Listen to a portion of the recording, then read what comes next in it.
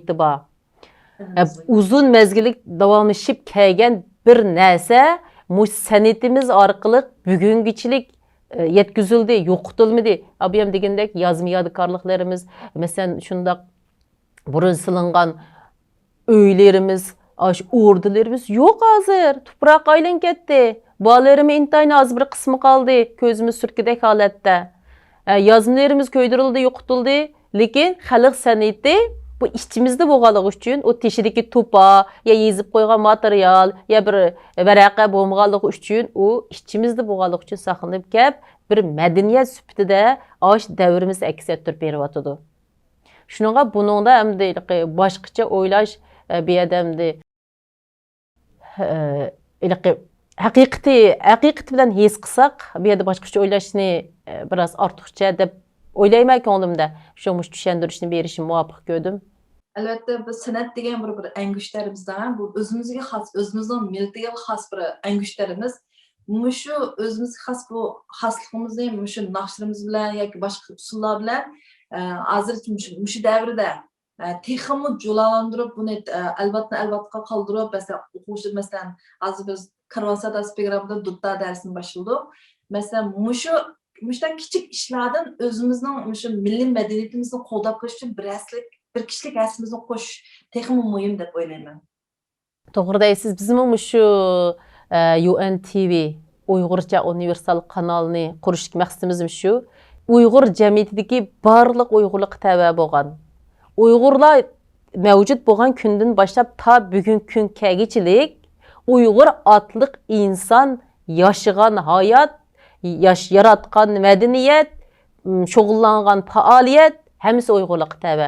Biz hammaga bag'rimizni ochimiz, hammani tunishtiramiz, hammani qezib chiqamiz. Mush jihatda to'kib qo'shgan har qanday odamni biz ziyorat qilamiz. Mayli kichik bo'lsin, mayli cho'ng ish bo'lsin, menimcha shu ishni vujud chiqarish uchun tirishsak, menimcha yaxshi natijaga erishganmiz. Men ham 3 yildan buyon xalqimga ozur ko'pdir asarlarimni taqdim qildim. Xalqim buni yaxshi turib ko'rdi. Buningdagi xizmatlarimni texnik mukammallashtirib, xalqimga nadir yaxshi asarlarni qo'yishga tirishaman. Ha, Dilnur, Nuruzluq san'atni qaysi kun taqtishni o'ylashyapsizlar? Boshqani esida qolib, shu kuni Karvan Sadasi degan YouTube kanal diqqat qilg'ashtirsin. Karvan Sadasi programmamiz bu yil endi 3-oyning 20-si Nuruz 21 Nuruz bo'ldi. Biz amma 3-oyning 20-si Xudoyim bo'lsa shanba kunlikda qo'yishni plan qildik. Endi oxirgi bir yarim oyda jiddiy tayyorlab qo'yapmiz. Xudoyim bo'lsa 3-oyning 20 kuni Karvan Sadasi programmada keng xalqimiz bilan yuz ko'rishdi. Xudoyim bo'lsa shunda bo'lg'ay. Ha, endi hozir yana ekran oldidagi do'stlarga, barliq ko'rurmanlarga shuni demoqchimanki, Karvan Sadasi deb yangi yoziqda yozsangiz, Dilnur xonimning YouTube kanaliga kira olasiz. Kirib, hammangizlarning a'zo bo'lib qo'yishingizni shu kuni ko'rib, yuraklarni berib, tabriklarni avaytib, yuraysiz degan belgilarni berishingizni umid qilman. Shunda qilib Dilnur, shunda yaxshi paranglashdik, ko'p uchurlarni berdingiz. Bugun shunda jiddiy vaqtingiz ichidan vaqt chiqarib, suhbatimiz qatnashganligingiz uchun yana bir qatim rahmat aytamiz. Sizlarga rahmat. Bundan keyin ishlaringiz o'ngishli, natijali bo'lg'ay. Men sizlarning ishlaringizga utuq tilayman. Xalqimning omon eson, xo'shal, xo'ram bo'lishini chin ko'nglimdan umid qilaman. Rahmat sizlarga. Shunda bo'lg'ay inshaalloh. Shunda qilib ekran oldidagi aziz ko'rurmanlar, Dilnur xonim bilan bo'lgan bu ko'ngillik suhbatimiz mushada oyoqlashdi. Kelar qatimliq suhbatimizni ko'rishaylik. Xayr, xo'sh, Allohga omonat.